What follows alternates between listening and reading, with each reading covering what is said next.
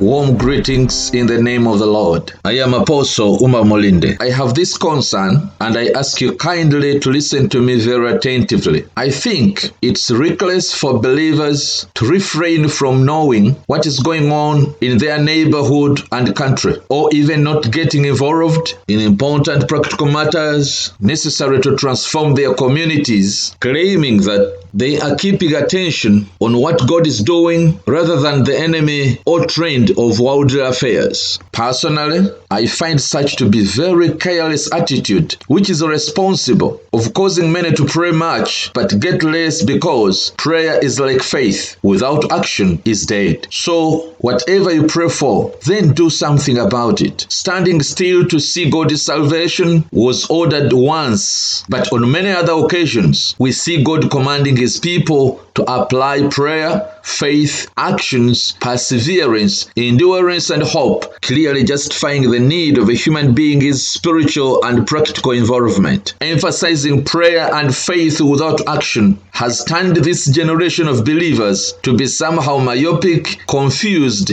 and vulnerable to Satan's plans. In the Holy Bible, in 2 Corinthians chapter 2 verses 11, we learn not to be ignorant of Satan's devices. In Hosea chapter 4 and verse 6, God openly revealed that His people are destroyed because of lack of knowledge.